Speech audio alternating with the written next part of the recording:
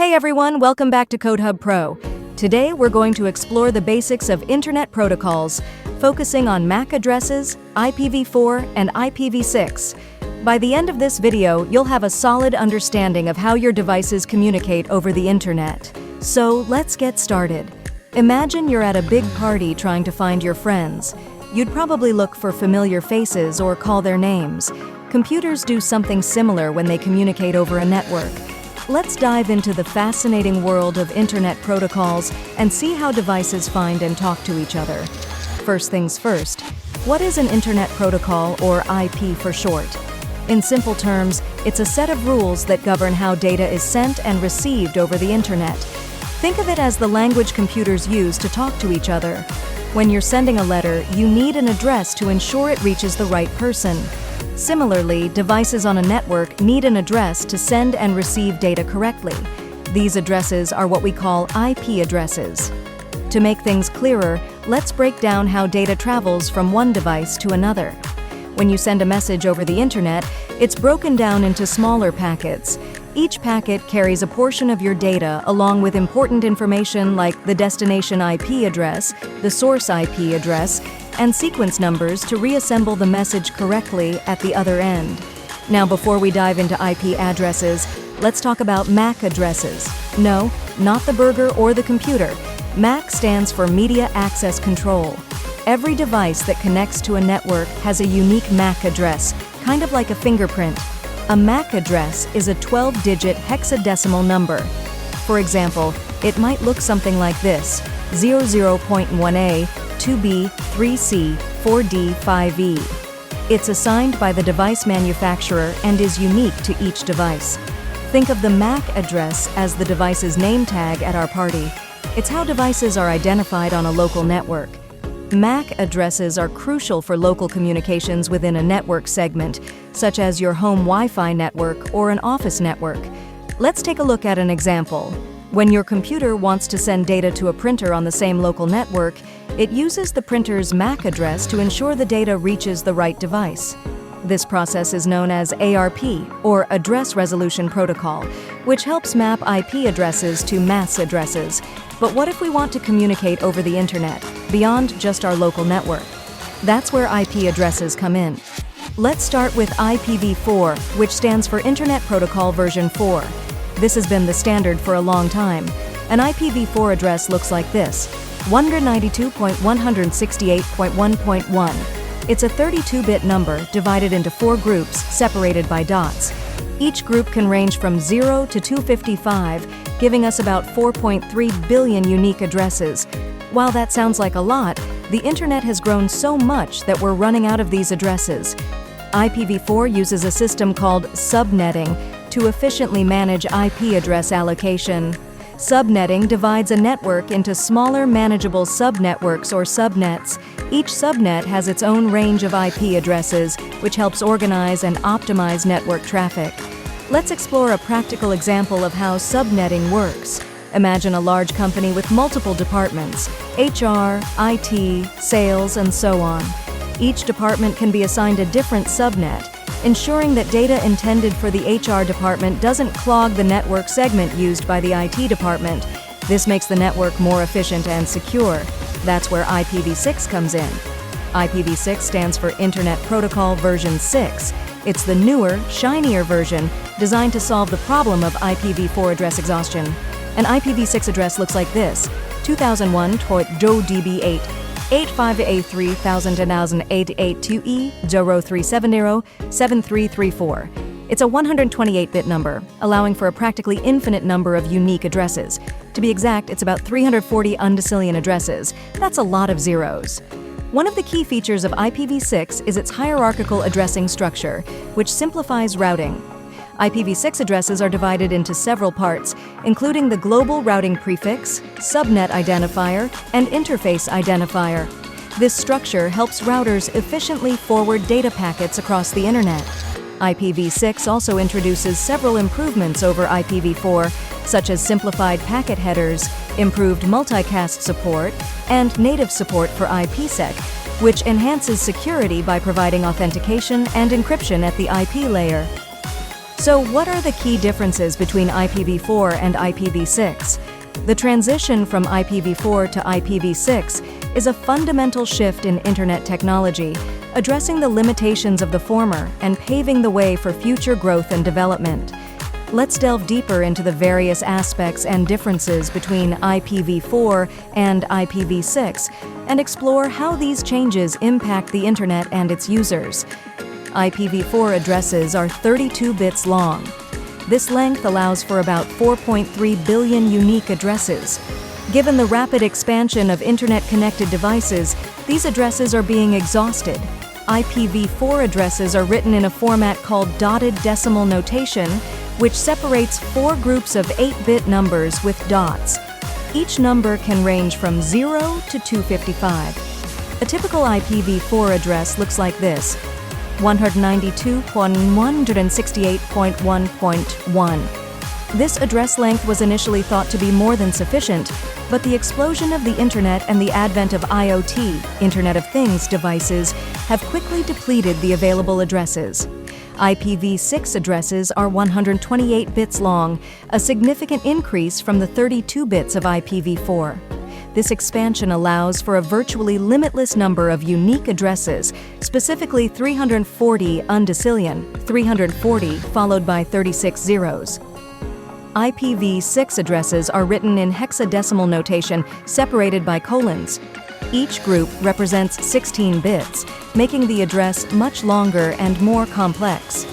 A typical IPv6 address looks like this: 2001.0db885a3 1000.8a2e037 The sheer number of addresses available with IPv6 ensures that we won't run out anytime soon, even with the exponential growth of Internet-connected devices.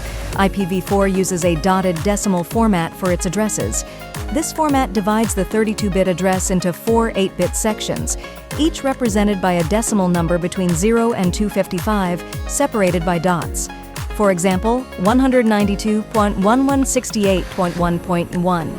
This format is relatively simple and easy to understand, but it has its limitations, especially as the number of devices connected to the Internet continues to grow. IPv6 addresses use a colon hexadecimal format. The 128-bit address is divided into 8 16-bit sections, each represented by 4 hexadecimal digits separated by colons. For example, 2001 ODB8 85A3 1000.8A2E037 This format is more complex and can be shortened by omitting leading zeros and using a double colon, E, to represent consecutive sections of zeros. For instance, the address 2001 0db8 85A3 ASMS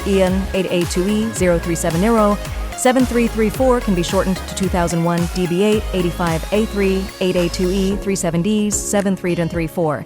This flexibility in representation helps manage the longer addresses more efficiently. Address space IPv4 supports approximately 4.3 billion addresses, which seemed adequate during its inception. However, with the rapid proliferation of Internet-connected devices, the address space has become increasingly constrained.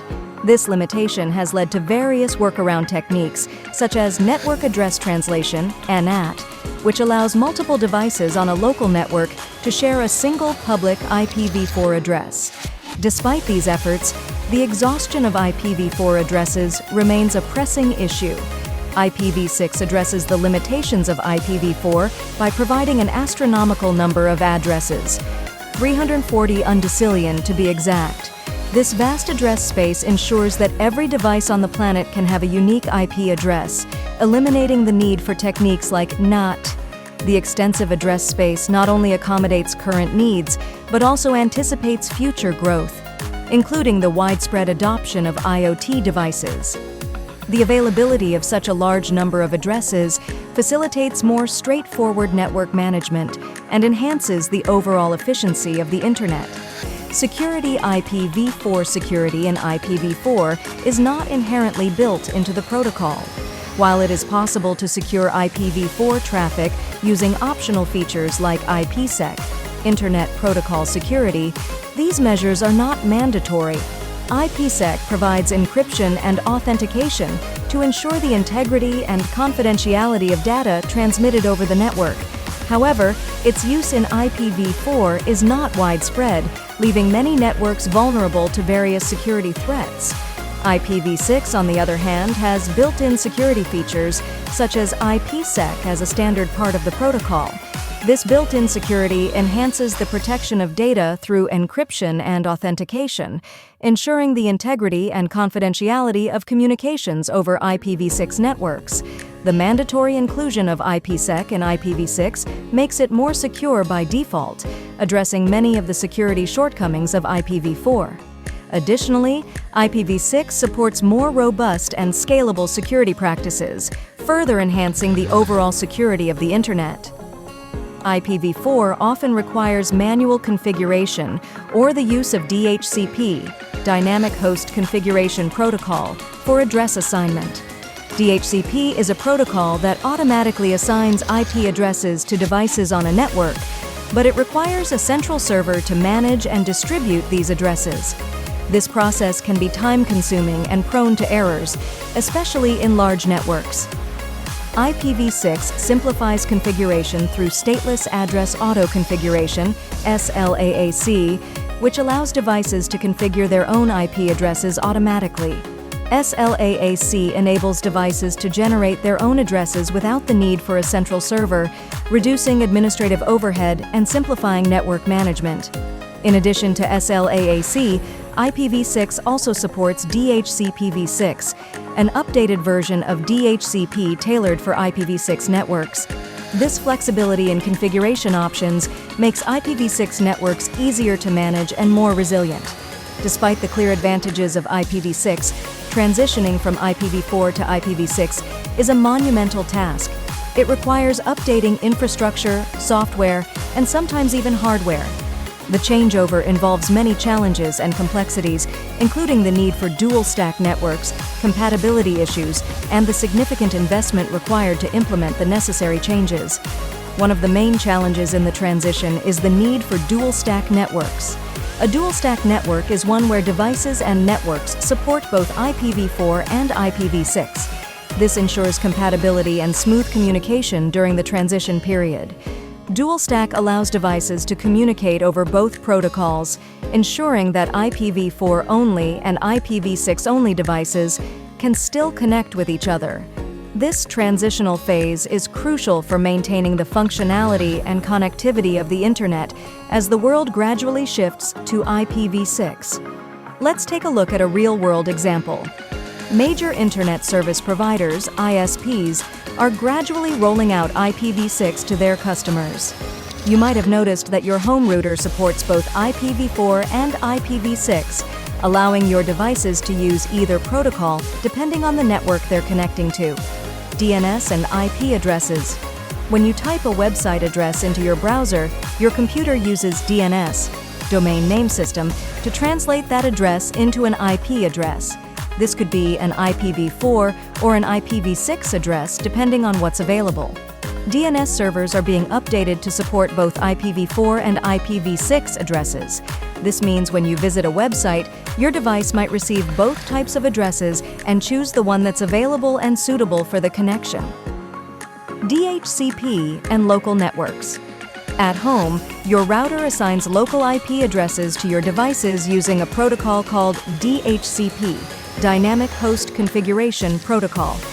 These local IP addresses are usually IPv4, but modern routers can also support IPv6. This means your devices might have both an IPv4 and an IPv6 address assigned to them.